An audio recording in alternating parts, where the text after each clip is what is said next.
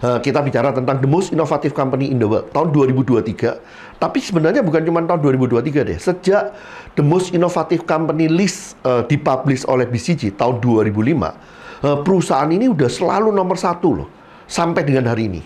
17 tahun. Kita ngomong tentang perusahaan apa yuk? Apple. Apple itu dia punya satu blockbuster yang gedenya gila-gilaan secara omset. Kita bicara tentang iPhone ya.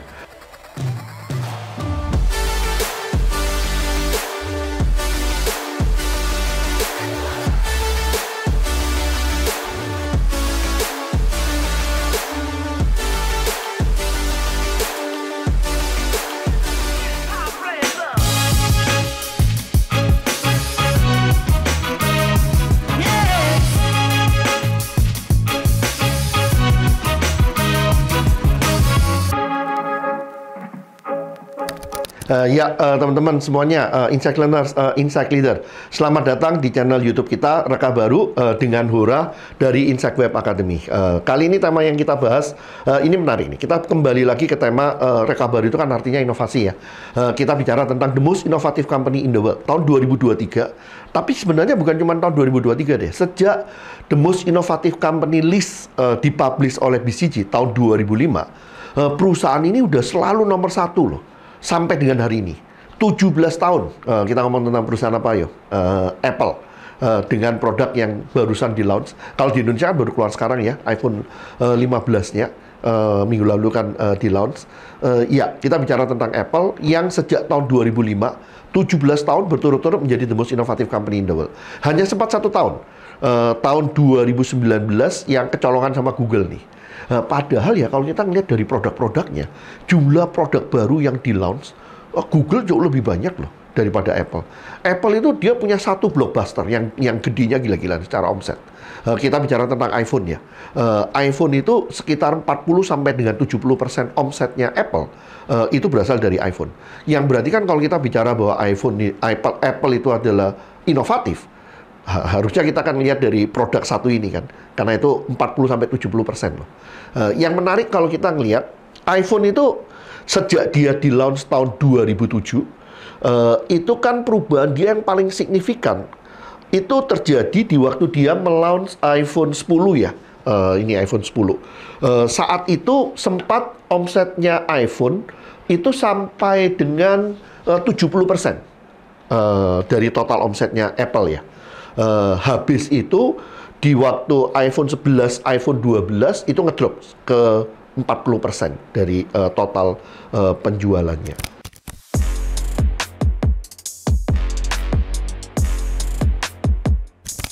Tapi ini kalau buat saya kontroversi yang paling menarik ini gini.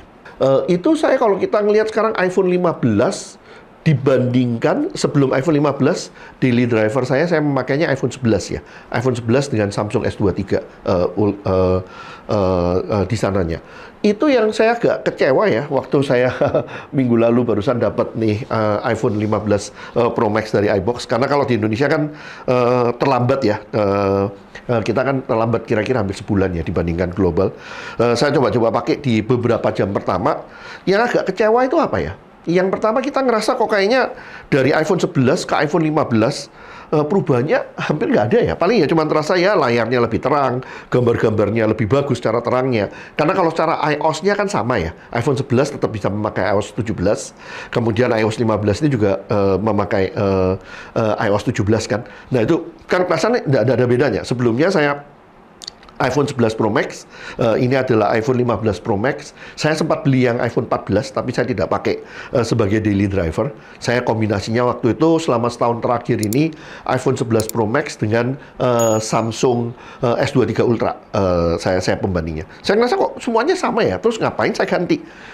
Ya, yang pasti sih kalau yang paling simpelnya sih alasan gantinya ya setelah 4 tahun baterainya yang 11 Pro Max-nya udah mulai bermasalah ya, sebentar udah habis. Kemudian memang kerasa, terutama kalau kita bandingkan waktu itu 11 Pro Max dengan Samsung S23 Ultra, kameranya memang jauh.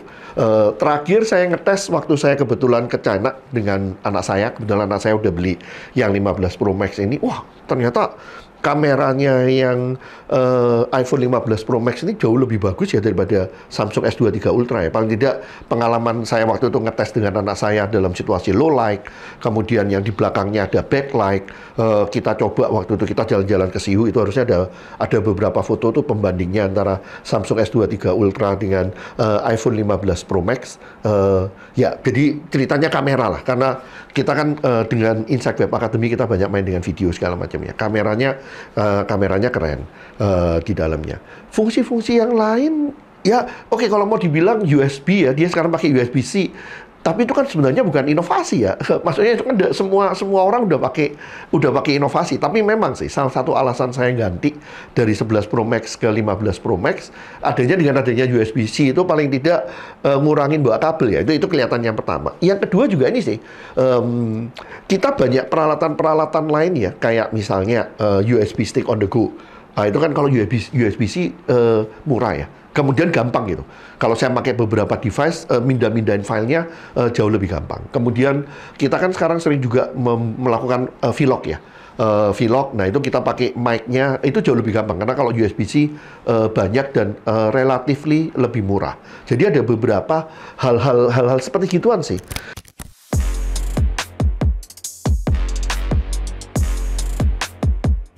Tapi secara umum, kalau saya ngelihat ya, kenapa kok Apple itu menjadi tetap the most innovative company in the world.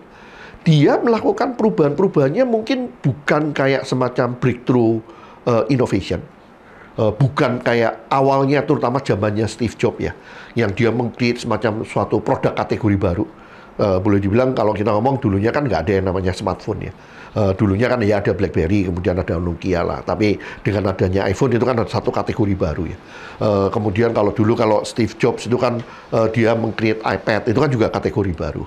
Kalau boleh dibilang sejak 2011 diganti oleh Tim Cook, kategori baru ya kalau mau dibilang smartwatch ya. Apple Watch kan, tapi kalau dibilang kategori baru kan sebenarnya kategori barunya dalam artian wearable itu kan utamanya Fitbit waktu itu kan yang memperkenalkan smartband. Tapi smartband dengan smartwatch kan beda ya. Sedangkan Apple kan memperkenalkan smartwatch. Tapi dalam artian inovasinya tuh nggak kayak Steve Jobs dulu yang wow gitu ya. Kalau ini inovasinya tuh memperlebar tapi juga ngena ya di dalamnya.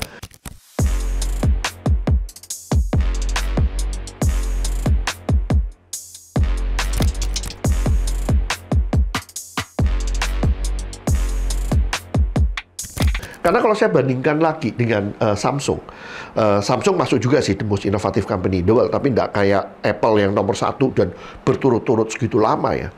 Kalau saya waktu itu, tahun lalu waktu saya beli Samsung S23 Ultra, salah satu dari top 3 atau top 5 pertimbangan saya dari dulu tuh naksir ini loh, S Pen-nya. Dan saya selalu ngomel, kenapa Apple nggak punya S Pen ya, mulai dari Samsung memperkenalkan di Samsung Notes.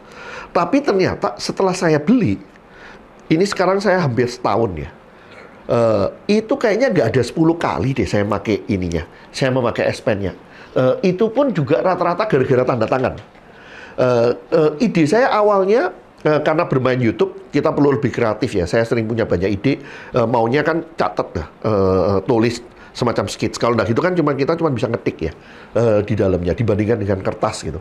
Tapi ternyata karena layarnya kecil, kemudian S Pen-nya itu kecil, ujung-ujungnya tuh kurang enak ya. Jadi akhir-akhirnya hampir nggak pernah pakai sih. Dipakai cuma buat tanda tangan.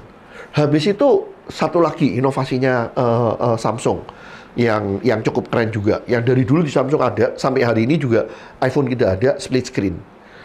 Tapi ternyata saya pakai Samsung udah lama, pakai split screen sebulan nggak ada sekali kali pakai split screen-nya. Karena tetap aja kayaknya terlalu kecil ya. Dan ada kemungkinan hal-hal seperti ini yang Apple perhatikan mungkin. Karena itu dia nggak benar-benar diimplementasikan. Padahal sebenarnya kalau di iPhone kita ngelihat kekuatan daripada M1, M2, M3, kemudian Bionic 16, 17 segala macam, itu kan computing powernya seharusnya memungkinkan ya. Tapi karena satu dan lain hal tidak diimplementasikan, termasuk ya Samsung S23 Ultra. Yang dia paling banggakan kemampuan kameranya dengan 100 megapiksel, kemudian 50 megapiksel. Kenyataannya selama setahun ini saya banyak bermain dengan video, banyak bermain dengan foto, paling tidak untuk dokumentasi untuk kita buat YouTube ya. Itu fungsi 100 megapiksel dan 50 megapikselnya jarang banget saya pakai. Karena begitu dipakai, file size-nya gede banget di dalamnya. Saya suka yang iPhone 15 Pro Max ini. Ini mungkin yang dibilang kayak inovasi yang kelihatannya sederhana, tapi memang diperlukan. Dia kan tidak bermain, Apple kan tidak mau ikut-ikutan di dalam gede-gedean megapiksel ya. Kemudian yang dia sekarang tekankan itu kan yang dia mengoptimalkan, kameranya bisa 48, tapi standarnya dia nanti 24. Yang dia mengoptimalkan apa, ya nggak tahu ada teknologi apa gitu. Bayangan saya sih memang 24 megapiksel itu suatu kompromi yang paling bagus antara file size dan kualitas gambar. Nah, kalau dilihat dari sini kan memang kayaknya Tim Cook ini dia bisa melakukan suatu inovasi yang sesuai dengan kebutuhan user ya. Walaupun usernya nantinya nggak happy-happy banget atau nggak ngerasa wow gitu. Tapi memang ini yang kita perlukan.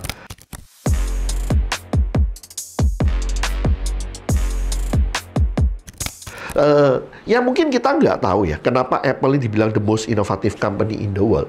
Itu mungkin inovasi banyak terjadi, bukan di level kayak produk yang kita lihat, tapi permainan di belakang layar. Kayak misalnya, bagaimana Apple merevolusi chip yang dia pakai. Dia kan memproduksi sendiri ya. Kemudian dia ada M1. Jadi proses-proses di belakang layar ya.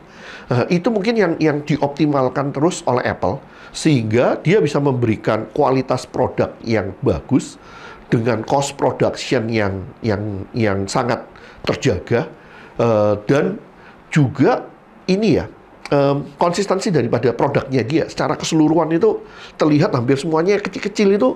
Yang kayak misalnya di Samsung ada beberapa yang kecil-kecil itu buat saya masih nggak sesuai kayak misalnya di bagaimana Apple beresin permasalahan-permasalahan seperti ini.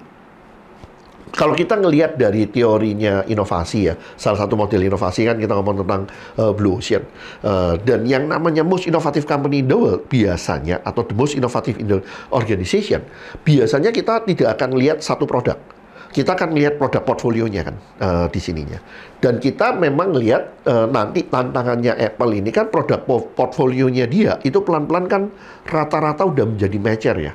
Kalau di modelnya Blue Ocean kan dia bilangnya kita ada berapa banyak nih produk-produk kita yang kategorinya yang dibilang kayak breakthrough solution ya, pioneer, sesuatu yang benar-benar baru. Itu mungkin terakhir Apple udah pelan-pelan udah nggak punya ya. Paling mungkin Provision tapi siapa sih yang beli harga segitu mahal?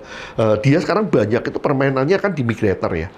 Ini kan yang incremental innovation di dalamnya. Tapi mau mendapatkan radical innovation, kalau dipikir-pikir lagi, Samsung juga, Samsung punya dengan flip dan flopnya dia, yang sekarang flip 5, kemudian fold 5. Itu kan sekarang mendapatkan hype ya, dengan semua pemain-pemain Android yang lain-lainnya kan bersaing juga. Itu Pixel juga ada, kemudian Xiaomi juga punya, Oppo juga punya. Sekarang kan banyak tuh yang main di flip dan fold. Tapi pertanyaannya sih, seberapa jauh itu nanti akan benar-benar menjadi breakthrough solution untuk mass. Yang mana itu kan Apple dengan iPhone-nya cukup sukses ya.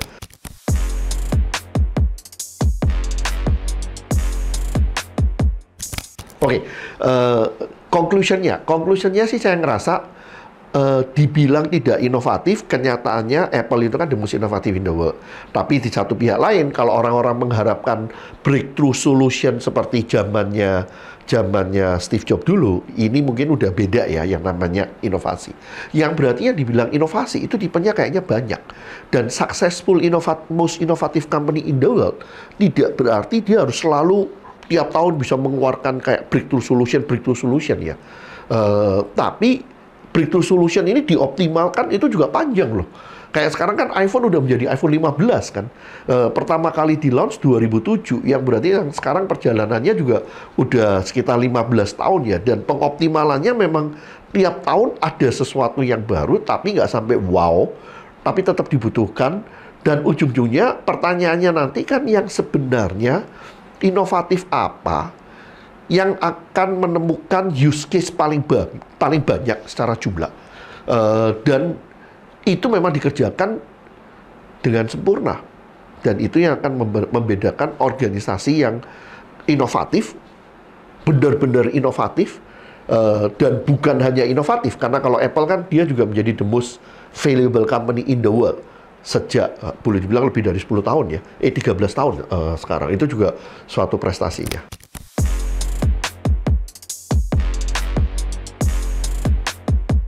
Kalau untuk saya, yang namanya inovasi, apalagi menjadi the most innovative company atau organization in the world, itu pertanyaannya bukan hanya seberapa banyak breakthrough solution yang dia bisa produce tiap tahunnya ya.